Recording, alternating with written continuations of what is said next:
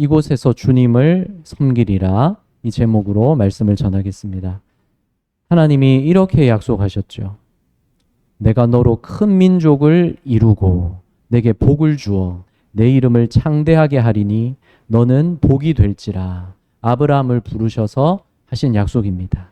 이 약속을 이삭이 넘겨받게 하셨고 또 이어서 야곱이 넘겨받게 하셨습니다. 아브라함의 자손들이 큰 민족을 이루게 한다고 약속하셨는데 창세기 46장에서 야곱 온 가족의 수가 몇 명이었습니까? 70명입니다. 큰 민족을 이룰 거라고 하셨는데 이때 70명에서 큰 민족이 되려면 얼마나 걸리겠습니까? 한참 걸리겠죠. 당장 눈앞에 보이는 약속은 아니었습니다. 시간이 필요했습니다. 그때 당시에 큰 민족은 누구였습니까? 애굽 사람들이었습니다. 애굽에는 곡식이 넉넉했습니다. 주변 나라들은 다 기근에 허덕이는데 애굽에는 곡식이 차고 넘쳤습니다. 각국 백성들이 먹고 살려면 애굽에 와서 양식을 구해야 했습니다. 애굽이 복 있는 나라로 보이지 않습니까? 그들이 큰 민족이지 않습니까? 그런 애굽과 비교한다면 야곱의 가족 70명은 어떻습니까? 아주 미미해 보이죠. 또 기근 가운데 애굽에서 양식을 구하고 있었던 야곱 가족이었습니다. 그런데 지금 그 70명 중에 한 명인 요셉이 애굽의 총리인 것이죠. 그때 극심한 기근이 이어지는 중에도 애굽에는 곡식이 넘쳤던 이유가 뭡니까? 요셉이 애굽의 총리가 되어 있었기 때문입니다. 요셉이 바로에게 주신 그 꿈, 하나님이 꿈을 통해서 나타내신 그 뜻을 요셉이 해석해서 깨달아서 그 하나님의 뜻대로 행했죠. 애굽의 총리가 돼서 실행했기 때문에 그래서 애굽의 곡식이 가득했던 것입니다. 7년의 풍년 동안 곡식을 저장해서 이어진 7년의 흉년 기간 동안에 애굽에 곡식이 있도록 그렇게 했던 것은 요셉이었습니다. 하나님의 뜻대로 이렇게 했던 것이죠.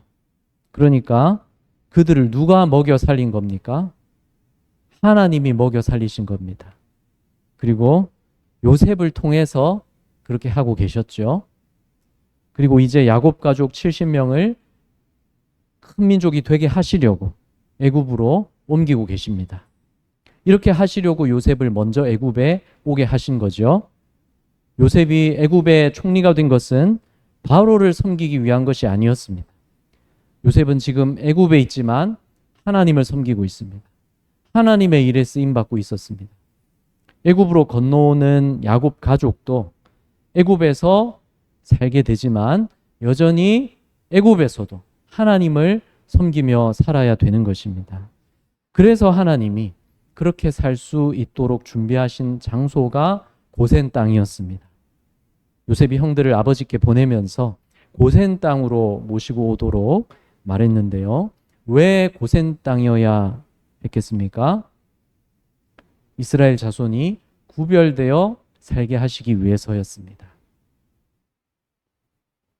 애굽으로 야곱 가족이 오게 하실 때 애굽인들과 섞여서 살게 하지는 않으시는 것입니다.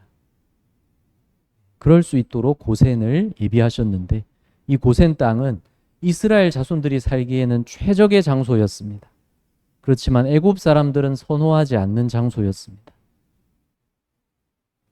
28절에서 야곱이 유다를 요셉에게 미리 보내서 자기가 이제 애굽으로 온다고 요셉에게 유다를 보내서 알리게 하셨습니다.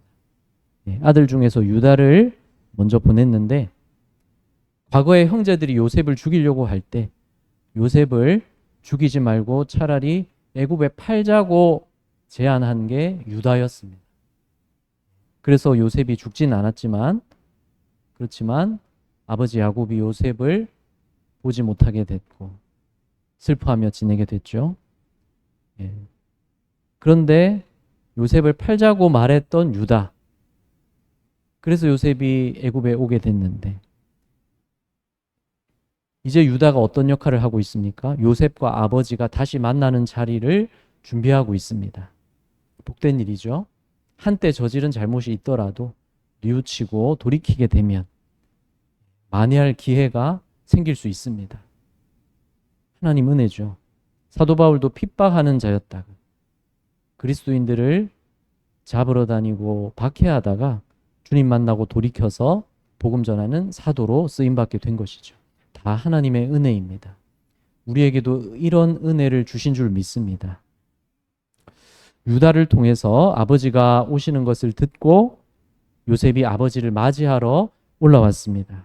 29절, 요셉이 그의 수레를 갖추고 고센으로 올라가서 아버지 이스라엘을 맞이하는데, 수레를 갖추고 이렇게 나올 수 있는 것이 무엇 때문입니까? 요셉이 애굽의 총리로 출세했기 때문이죠. 그래서 이렇게 수레를 동원하고 격을 갖추어서 이렇게 대단하게 아버지를 영접할 수 있게 된 겁니다. 그동안 하나님이 요셉과 함께 하셨기 때문에 가능한 일이었죠. 약속하신 복이 요셉을 통해서 계속 이어지고 있었습니다. 요셉이 애굽에 오고 나서도 약속하신 그 복은 계속 이어지고 있었습니다. 그것을 야곱이 목도할 수 있는 순간이 된 것이죠. 요셉이 대동하고 온 그 수레와 그 사람들을, 그 행렬들을 보면서 요셉과 만나게 됐습니다. 이제 같이 끌어안고 펑펑 울었습니다. 꼭 끌어안고 울었겠죠.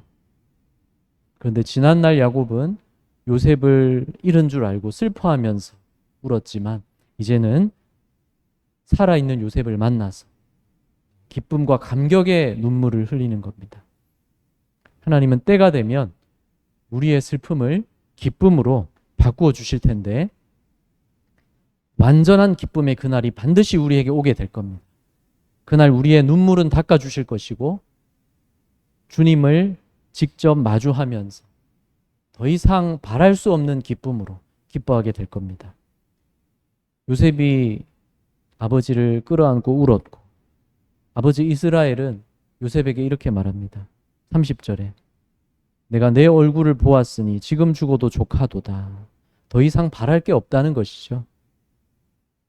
우리가 주님을 직접 마주하는 그때에 더 큰 완전한 기쁨이 우리에게 있게 되고, 우리는 영원토록 만족하게 될 것입니다. 그보다 더 이상 바랄 기쁨이 없는 것이죠. 그래서 그날의 기쁨, 그 소망을 바라보며 사시기 바랍니다. 그날까지 우리는 이 세상에 사는 것입니다. 그렇지만 하나님의 자녀로서 구별된 삶을 살아야 되는 것입니다.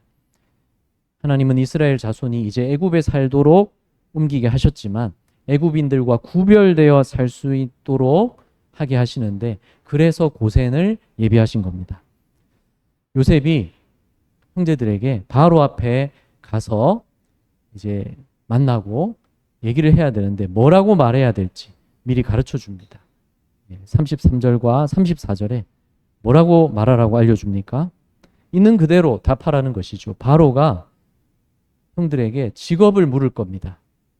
그러면 목축하는 자들이라고 있는 그대로 답하라는 것이죠. 그러면 된다는 겁니다. 왜냐하면 당시 애굽은 농경 중심 사회이지 않습니까? 농사가 발달한 나라이고, 그러면서 애굽 사람들이 목축하는 유목민은 무시했습니다. 천하게 여겼습니다. 이 점을 알고 있는 요셉이 그래서 고센 땅을 선택한 것입니다. 하나님이 주신 지혜죠. 목자라고 대답을 하면 고센 땅에서 살게 될 거라는 겁니다. 47장 3절 4절에서 가서 바로를 만났죠. 형들 중에서 5명을 대표로 데리고 가서 바로와 만났습니다. 바로가 묻습니다. 너희 생업이 무엇이냐? 그들이 대답하죠. 종들은 목자이온데 우리와 선조가 다 그러하니이다. 우리는 대대로 목자입니다. 이렇게 대답한 것이죠. 그리고 말합니다. 가나안 땅에 기근이 심해서 종들의 양떼를 칠 곳이 없기로 종들이 이곳에 거류하고자 왔사오니 원하건대 종들로 고센 땅에 살게 하소서. 애굽 사람들이 선호하지 않는 고센 땅에 살게 해달라고 하니 바로 입장에서 나쁠 것이 없는 것이고 애굽 사람들과 부딪힐 일도 없는 것입니다. 고센은 목축하기에 최적의 장소였습니다. 애굽의 중심부에서 떨어져 있는 북동쪽 국경지대였습니다. 근데 만일에 이스라엘 백성들이 애굽의 중심부 지역에 애굽 사람들과 섞여서 살았다면 어땠겠습니까? 금방 애굽 사람들에게 영향을 받고 죄악된 우상 숭배를 닮아가고 또 하나님을 금방 잊어버렸지 않겠습니까? 그런데 하나님이 그들을 이스라엘 백성들을 애굽인들과 떨어져서 구별되어 살 수 있도록 최대한 그게 가능한 장소를 예비하신 것이죠.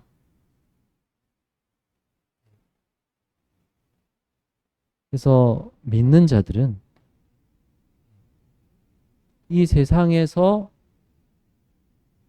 많은 것들을 얼마나 누리느냐, 이 세상에 얼마나 중심부에 있느냐, 이 세상에서 얼마나 편리함을 누릴 수 있느냐, 그런 것뿐만이 아니라 무엇을 중요하게 여겨야 됩니까? 내가 어디에 있든지 나는 하나님 자녀입니다. 나는 예수 믿는 사람입니다. 나는 예수 그리스도를 구주로 믿는 자입니다. 어디에 있든지 이렇게 고백하면서 사는 게 더 중요한 것입니다.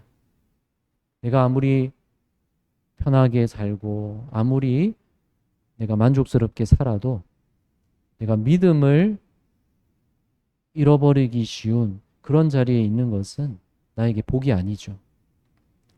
우리가 정말 중요하게 여겨야 될 것, 정말 귀하게 여겨야 될 것은 내가 어디에서든 주님을 높이며 살고 주님을 인정하며 살고 예수님을 나의 구주로 내 모든 삶을 통해 고백하면서 사는 것입니다. 우리는 구원받았지만 이 세상 속에서 살아야 되기 때문에 그렇습니다. 지금 우리를 이 세상 속에 살게 하시지만 이 세상 사람들과 그냥 섞여서 똑같이 살라고 두신 것이 아니죠. 세상과 구별되어 살면서 주님을 우리가 나타내도록 우리를 이 세상에 살게 하셨습니다. 그렇지만 많은 신자들이 이 세상 속에서 비슷하게 살아가기 쉬운 것이죠. 그래서 이 사실을 기억해야 되겠습니다. 하나님이 우리를 왜 이 세상에 살게 하시는가? 구별되게 주님을 나타내라는 것입니다. 그래서 우리는 무엇을 택하며 나아가야 됩니까? 돈보다 주님 뜻을 택해야 됩니다. 이 세상에서 사람들이 알아주는 것보다 주님이 기뻐하시기를 택해야 됩니다. 내가 만족하고 즐거운 것보다 주님을 기쁘게 해드릴 수 있기를 더 간절히 바라야 됩니다. 그게 주님을 사랑하는 우리의 마음에서 나오게 되는 모습과 행동들인 것입니다. 꼭 주님을 기쁘시게 해드리고 주님을 더 사랑하는 그 길이 세상 속에서 뭔가 손해보는 것 같고 뭔가 사람들 가운데서 소외되는 것 같고 뭔가 내가 더 힘들어지는 것 같을지라도 우리는 무엇을 선택하며 나아가야 됩니까? 내가 주님 사랑해서 주님을 기쁘게 해드리는 그 삶을 계속 선택하며 나아가야 되는 것입니다. 내가 일하는 자리에서도 학교에서도 유치원에서도 가정에서도 우리의 선택은 무엇이어야 됩니까? 주님이 높아지시고 주님이 기뻐하시고 주님이 영광 받으시는 그것을 우리는 계속 선택해야 됩니다. 어떻게 할 때 그걸 선택하는 겁니까? 내가 지금 나의 자리에서 계속해서 하나님의 말씀을 따라 순종하기를 택하고 주님을 더 사랑하고 주님을 더 전할 수 있는 삶이면 그게 세상에서 구별되게 사는 것이죠. 바닷물에 배가 떠서 다니는 것이죠. 배는 바다에 떠 있으라고 만들어서 바다로 다닙니다. 그런데 일어나지 말아야 될 일이 있죠. 배 안으로 바닷물이 들어와 버리면 안 됩니다. 그럼 어떻게 됩니까? 배가 가라앉습니다. 교회는 이 세상이라는 바다 위에 떠 있도록 부름을 받았습니다. 그렇지만 세상이 교회 안으로 들어와서 교회가 침몰하게 되면 안 되는 것이죠. 김동호 목사님이 쓴 책에서 본 사례인데, 김동호 목사님이 말씀대로 간절한 마음으로 말씀을 계속 전했더니 그 교회 청년들이 사업을 하면서 이렇게 했답니다. 손해볼 것을 알면서도 말씀대로 정직하게 사업체를 운영하려고 하다가 망했답니다. 그래서 김동호 목사님이 야, 그렇다고 그렇게까지 하면 어떡하냐 이런 마음이 들었다고 하는데, 그런데 나중에 어떻게 됐냐면 그게 소문이 났습니다. 이 젊은 친구들이 정직하게 사업하겠다고 그러다가 망했다고 그게 소문이 나서 그 친구들 믿을 수 있겠는데 하면서 이 청년들이 신뢰를 얻어서 다른 기회를 얻어서 더 잘 됐다고 하는 그런 일화를 책에서 보았는데, 바로 우리가 구별되어 살고자 할 때에 하나님이 우리를 영적으로 보호하시고 또 실제 우리의 삶 가운데에서도 하나님이 우리를 책임지시고 돌보시고 결국 우리를 망하게 하지 않으실 것입니다. 우리에게는 망하는 게 없습니다. 왜냐하면 우리에게는 영원한 결말이 준비되어 있기 때문입니다. 우리는 결말을 알고 살아가는 것입니다. 우리 결말은 망하는 게 아닙니다. 결말이 망하는 게 아니면 결코 망하는 게 아닙니다. 우리는 망할 수 없는 사람들입니다. 우리 결말이 망하는 게 아니라고, 진정한 승리고 주님과 영원토록 다스리는 것이라고, 우리 결말이 그렇게 흔들릴 수 없이 바꿀 수 없게 정해져 있는 것입니다. 주님만 붙들면 됩니다. 그 전에 이미 주님 은혜로 우리를 붙들어주고 계십니다. 항상 그 주님을 기쁘시게 하는 삶이 되시기를 바랍니다. 그래서 우리는 나의 삶의 자리에서 주님을 섬기며 사는 겁니다. 이 세상 살지만 단지 이 세상 속에서 이 세상을 위해서 사는 것이 아니라 주님을 위해서 우리는 살고 있는 겁니다. 바로가 요셉의 형제들이 목자라고 하니까 그들에게 자기 가축들, 애굽의 가축들을 관리하도록 맡깁니다. 6절에서 애굽 땅이 내 앞에 있으니 땅의 좋은 곳에 내 아버지와 내 형들이 거주하게 하되 그들이 고센 땅에 거주하고 그들 중에 능력 있는 자가 있거든 그들로 내 가축을 관리하게 하라. 애굽인들이 목축을 경시하지만 그렇지만 그들에게도 가축이 필요하고 가축을 잘 관리하는 일이 필요한 것이죠. 그런데 전문 목자들인 이 요셉의 형제들이 왔으니까 이들에게 맡기면 애굽의 가축들, 바로의 가축들을 제일 잘 관리할 수가 있는 것이죠. 그래서 그들에게 맡깁니다. 하나님은 이스라엘 자손들이 애굽에서 구별되게 살게 하셨지만 그 애굽 사회와 단절되어 살게 하지는 않으셨습니다. 오히려 그 바로의 가축들을 맡아서 관리하며 살게 하셨습니다. 하나님의 백성은 세상 속에서 시민으로서도 성실하게 살고 국민으로서도 성실하게 살아야 되는 것입니다. 그래서 우리도 투표도 잘 해야 되는 것이죠. 우리도 한 사람의 국민이고 시민이기 때문에 그렇습니다. 그렇지만 동시에 하나님 나라 백성입니다. 이 땅의 삶을 마치고 천국 가서부터 하나님 나라 백성이 아니고 지금 이미 하나님 나라 백성입니다. 그래서 하나님 나라 법과 세상 법이 충돌할 때, 즉 다시 말해서 세상 법이 세상의 또 그 제도가 하나님 말씀을 거스르게 할 때, 하나님을 섬기지 않고 세상을 따르고 우상을 섬기게 할 때는 그 법과 제도는 우리가 따르는 것이 아니라 하나님을 따라야 되는 것입니다. 그러나 그런 게 아닌 모든 하나님이 우리에게 허락하신 삶의 자리에서 우리가 살아가는 모든 생활 속에서 또한 성실한 시민과 주민과 국민으로 살아가는 것이 또한 우리의 의무이기도 합니다. 그렇게 살아갈 때 우리가 매일 해야 되는 일들이 있죠. 주부는 주부로서, 또 텃밭을 가꾸는 일도, 또 일자리에서도, 또 내가 해 나가고 있는 모든 생업 가운데에서 우리가 주님을 섬기고 있다는 믿음을 가지고 살아야 되겠습니다. 일이라고 하는 것이 죄의 결과가 아니라 일이 수고가 되고 고생이 되고 괴로움이 된 것이 죄의 결과입니다. 하나님은 사람을 창조하실 때부터 일을 하도록 복을 주셨습니다. 하나님이 맡겨주신 그 일이 복이었습니다. 다스리며 관리하라 하셨습니다.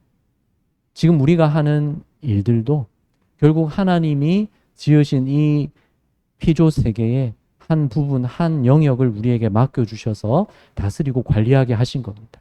가정도 그렇고 일터도 그렇고 우리의 모든 생활 속에서 하는 일들이 결국은 그렇습니다. 그래서 우리가 날마다 우리가 생활하면서 내가 지금 이 일을 통해서, 이 생활을 통해서 결국 주님을 섬기고 있는 것이다. 이것을 항상 믿고 바라보시기 바랍니다.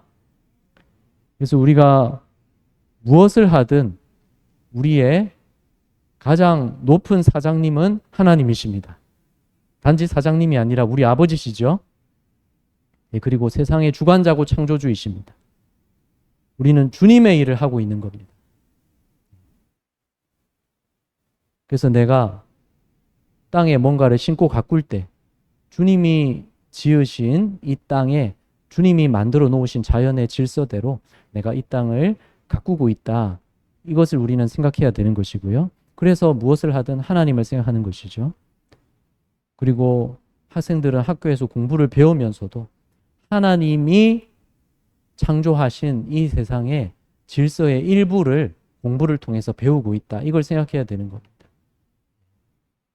그래서 그 모든 지식을 배워가면서도 우리가 하나님을 알아갈 수 있는 겁니다. 그래서 공부할 때도 먼저 기도하고 하나님 지혜 주세요 하고 공부해야 되는 것이죠. 그리고 사업을 해도 하나님 지혜 주시고 능력 주세요 기도하면서 사업을 하는 것이죠. 그러면 주님의 일을 하고 있는 겁니다. 그리고 내 사업을 통해서 내 일을 통해서 다른 사람들이 결국은 어떤 유익이 되었든지 유익을 얻게 되는 것이고 결국은 누군가에게 도움이 되는 유익이 되는 일을 우리가 하는 것이죠. 우리가 혼자 사는 것이 아니라 각자가 하는 일을 통해서 우리가 필요한 걸 공급받고 그러면서 우리가 살아가는 것이니까요. 그래서 하나님은 우리에게 일용할 양식을 주시는데 어떻게 주십니까? 직접 하늘에서 쌀도 주시고 반찬도 주시고 그렇게 주십니까? 하늘에서 고기도 주시고 생선도 주시고 그렇게 주십니까? 그게 아니라 곡식은 농사 짓는 농부를 통해서 우리에게 오게 하십니다. 빵은 빵 만드는 사람을 통해서 우리가 사 먹게 하십니다. 바로 사람들의 직업과 그 노동을 통해서 하나님이 이 세상이 유지되게 하고 계시는 거죠. 정치도 법도 또 모든 사회 제도들도 하나님이 임시수단으로 사용하고 계시는 겁니다. 그 임시수단들이 잘 균형을 이루게 하셔서 세상이 유지되게 하고 계십니다. 그래서 정치도 이 투표라는 절차를 통해서 균형이 이루어지게 하셔서 세상이 유지되도록 임시수단으로 사용하고 계시는 겁니다. 그래서 우리가 교회에 나와서 예배드리는 이 시간뿐만 아니라 내가 교회 밖을 나가서 살아가는 실제로 세상 속에서 생활하는 더 많은 시간들 속에서도 내가 주님을 섬기며 살아야 되는 것입니다. 그런 여러분이 다 되시기를 바랍니다. 장차 우리가 천국에 가서는 어떻게 지내겠습니까? 천국에 가서는 지루하게 구름에 누워서 아무 할 일 없이 그렇게 지낼까요? 그것은 사람이 상상한 천국의 모습은 그럴 수 있겠지만 그래서 많은 사람들이 실제로 천국에 별로 안 가고 싶어 하는 것 같습니다. 천국에 가면 지금보다 재미없을 거라고 생각하는 것 같고 천국에 가면 영원히 뭐하고 살지 생각하는 것 같습니다. 근데 결코 그렇지 않습니다. 천국에 가야 진정한 우리 할 일이 생깁니다. 정말 재밌는 우리 할 일이 천국에 있습니다. 지금은 맛보기일 뿐이고, 지금은 다 부분적일 뿐이고, 지금은 다 임시적인 일들일 뿐입니다. 지금은 다 임시수단들입니다. 그렇지만 천국에 가면 이제 진정한 삶이 시작되는 것입니다. 하나님이 본래 우리에게 살게 하시려던 그 복된 일들을 천국에서 하게 됩니다. 이제 천국에서 진정한 그 복된 일들을 할 때에는 일이 더 이상 수고가 아니고 고생이 아니고 괴로움이 아닙니다. 일하면 골병 드는 게 아니라 이제 천국에서야말로 이제 천국에서 우리에게 맡겨주신 그 영역들, 우리 하나님이 우리에게 맡겨주신 그 기업 가운데에서 우리가 기뻐하며 다스리고 관리하며 하나님을 경배합니다. 그 일들을 기대하시기 바랍니다. 그러니까 여러분 천국 가면 지겹겠습니까? 진짜 천국 가야 진짜 재밌겠습니까? 예, 이 세상에서 아무리 재밌는 일이 있어도 천국에 비교하면 아무것도 아닙니다. 어린아이가 장난감 가지고 노는 것과 같습니다. 어린아이가 커서도 어릴 때 갖고 놀던 그 장난감 갖고 놉니까? 가끔 어른 돼서도 추억으로 한번 돌아보고 만져볼 수는 있겠죠. 그렇지만 더 이상 어린아이가 아니고 어린아이의 일을 똑같이 하지 않듯이 지금 우리가 세상에서 바라보고 또 세상에서 만족 얻고 즐기는 것들 어린아이 장난감에 불과하고 그보다 훨씬 더 못합니다. 그래서 현재의 고난도 장차 우리에게 있을 영광과 좋게 비교할 수 없습니다. 그날을 바라보면서 이 세상에서도 우리가 어떻게 살아야 됩니까? 구별되어 살아야 됩니다. 이 세상 속에서도 주님을 섬기며 살아야 됩니다. 이 교회 안에서만이 아니라 우리가 살아가는 그 자리에서 내가 살게 하신 삶의 자리에서 지금 이 자리에서 주님을 섬기며 사시기를 바랍니다. 날마다 오늘 하루도 주님을 기쁘시게 하고 주님을 더 사랑하는 내가 되게 하여 주시옵소서. 어떻게 그렇게 합니까? 이 세상 가운데에서 지금 이 자리에서 주님과 동행하며 주님께 귀 기울이고 주님을 믿고 의지하며 주님의 말씀 따라 한 걸음 한 걸음씩 나아가고 있을 때 내가 혹 부족하고 아직도 모르는 것 있고 내가 실수하기도 하지만 그래도 주님 말씀 따라 한 걸음 한 걸음 구별되어 살고자 하는 그 마음이라면 주님은 기뻐하십니다. 그리고 오늘 밤 잠자리에 들 때 돌아보니 주님 앞에 너무나 내가 불충하고 부족했어도 그래도 하나님 자녀된 우리들 있는 그대로 하나님 아버지께서 이미 기뻐하며 바라보십니다. 이 밤에 잘 자고 일어나서 내일도 성령님이 우리를 인도해 가실 것이기 때문입니다. 잘못하고 불충한 것은 은혜 베풀어 주신 하나님께 회개하시고 돌이켜서 하나님이 우리에게 은혜로 주시는 그 기회들을 헛되게 허비하지 마시고 내일은 오늘보다 더 주님을 섬기며 사십시오. 내일은 오늘보다 더 주님을 기쁘게 해드리리라. 지금 이 자리에서 주님을 더 사랑하며 주님을 섬기리라. 날마다 그 고백으로 나아가는 여러분을 하나님이 기뻐하시고 오늘도 단잠을 주실 것이고 내일도 붙드시며 함께 하실 것입니다. 그 주님을 섬기며 나아가는 여러분 되시기를 간절히 바랍니다. 기도하겠습니다.